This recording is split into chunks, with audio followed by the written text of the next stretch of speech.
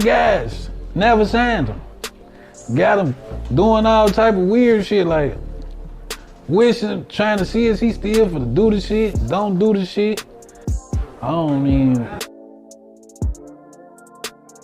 YouTube family, this your guy DJ Bless One. We're gonna listen to DJ Akademiks speak about the Herbo NoLimit Kyro situation with NLMB. You know, it's the battle back and forth, and we want to get to it and get to these things. Hit that like button and notification bell. Let's go, turn up, and you already know the rest.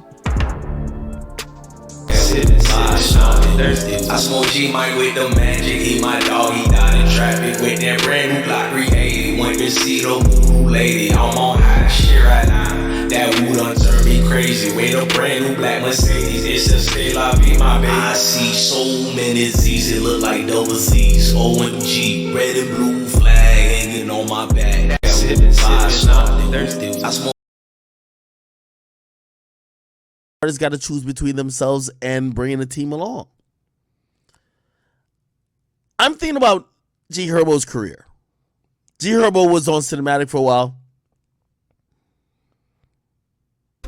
I think G Herbo was always in a position of trying to make sure his music was recognized on a mainstream scale.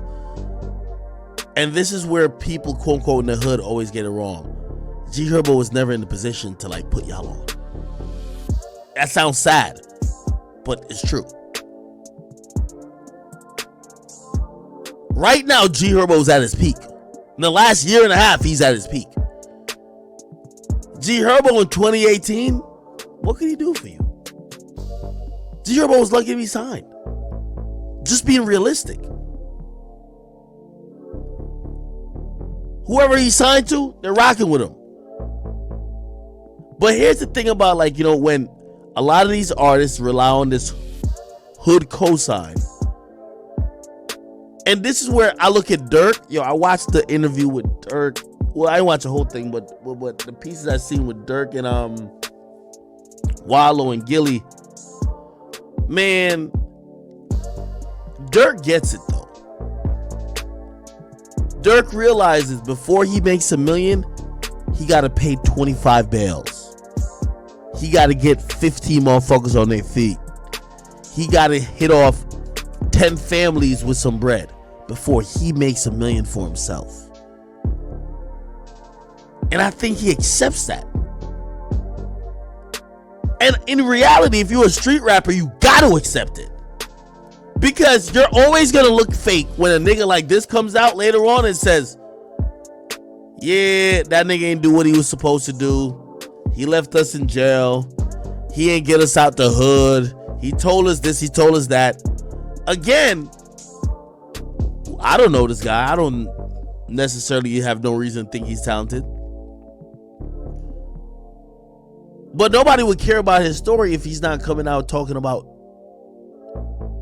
G Herbo. So even little things. Yo, he promised us chains. He never got us chains. It's exposing the whole rapper image. Like, you know, all these rappers be like, yo, with my niggas from the hood, fuck this. You get to realize, like, and by the way, you know, this is no knock on G Herbo, bro. Like, niggas really got bills. I don't know what year this was, but does G Herbo got money to pay for his family shit, his shit, and for all these homies just to have chains? Don't sell me no dream. I wasn't thinking about no chain before you even asked me about that motherfucker. I was living like it. Came out recently and he's trying to expose G Herbo. I'm gonna play one of these. I've not seen it yet. I've seen the titles and people like, yo, react to it on stream. I'm gonna play it for the first time now. Okay? And I'm gonna play that, then I'll play this after. Let me just open these up, alright? Folks, we need on the gas. You're gonna get lost in the hieroglyphics these niggas talking about. Okay, let's keep hearing it. Like, he made them niggas like real like somebody was trying to sign Lil 40, another lady was trying to sign Lil 40, he called her like, if I go get a young, you shouldn't have no hidden agendas behind your homies for everything should be genuine. Like, hold them straight. I always watch when people have like a million people with them, because by the way, it's like it's always inevitable that there is gonna crash. It's always. It's not realistic that you could bring the whole hood with you. When somebody gets popular, if they're gonna last more than a couple of years, they could literally only have, I want to say, around 5 to 6 people that started with them. They're gonna have to meet new people who are gonna help them get to other levels, who are gonna be doing things because they know the music industry. But to bring your whole squad, especially a bunch of dudes who don't have any real skills in terms of the music industry, you're probably gonna promise all of them that they're gonna be artists, because they can't manage you. Again, at a certain point, you need actual managers. They can't manage you. They can't do this. They can't do that. You're going to be giving them like, oh, okay, well, you could be an artist. But then it does get to a point where it's like a lot of these artists got to choose between themselves and bringing a team along. I'm thinking about G Herbo's career. G Herbo was on Cinematic for a while. I think G Herbo was always in the position of trying to make sure his music was recognized on a mainstream scale. And this is where people, quote unquote, in the hood always get it wrong. G Herbo was never in the position to like put y'all on. That sounds sad, but it's true. Right now, G Herbo's at his peak. In the last year and a half, he's at his peak. G Herbo in 2018, what could he do for you? G Herbo was lucky to be signed. Just being realistic. Whoever he signed to, they're rocking with him. But here's the thing about, like, you know, when a lot of these artists rely on this hood cosign. And this is where I look at Dirk. Yo, I watched the interview with Dirk. Well, I didn't watch the whole thing, but the pieces I've seen with Dirk and The foldable Samsung Galaxy Z Flip 3 5G and Make sure you guys hit that like button and that notification bell and rock out with I Smoke Hip Hop Live. The video is still continuing, but I need you guys to hit the notification bell and stay for postings when you get the notification of I Smoke Hip Hop Live. Salute to everybody in attendance. when Gilly, man, Dirk gets it though.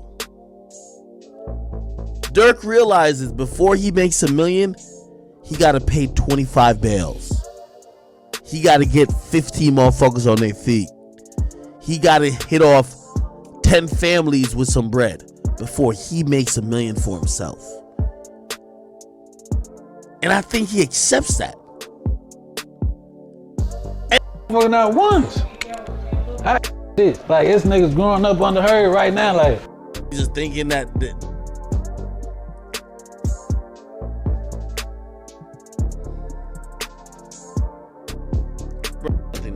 Young Boy's probably paid for mad bails, mad this. Dirk is probably paid for mad bails, mad this. Bro, it's part of the game, so I understand why this is not entitlement to me.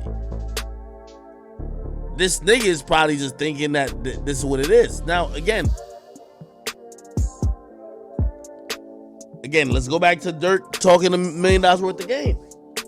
Dirk was talking about how he was fucked up. Sometimes you don't even know if sometimes niggas could afford this shit.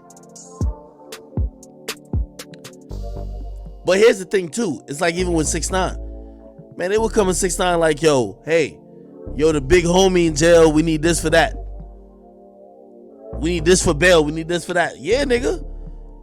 You are, and I guess this is what, you know, all these like gangster rappers, they never want to admit this trade.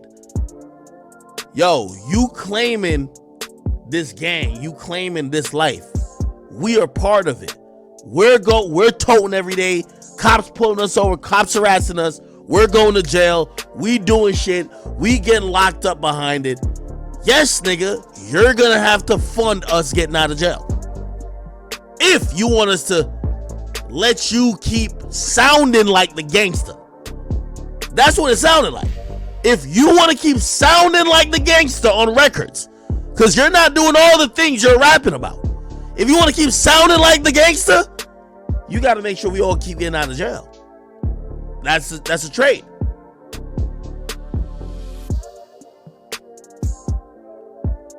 That's a trade.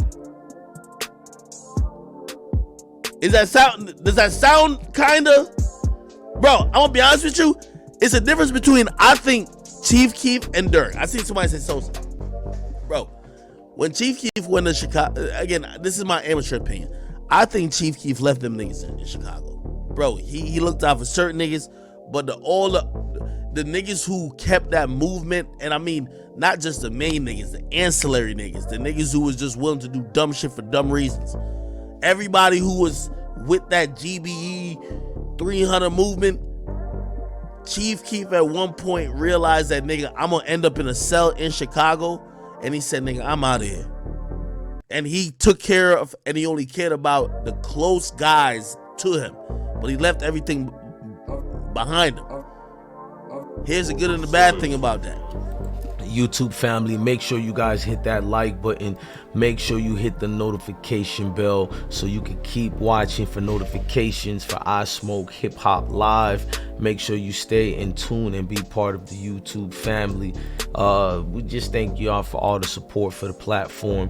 You can follow me on Instagram at DJ_Bless1. We are appreciative of all of y'all. Salute to Smoke Gang in the building. I smoke G Mike with the magic. He my dog, he died in traffic with that brand new Glock 380. Went to see the voodoo lady. I'm on high shit right now. That woo done turned me crazy. With a brand new black Mercedes. It's a stay la vie, my baby. I see so many Z's, it look like double Z's. OMG, red and blue flag hanging on my back. That woo 5 star.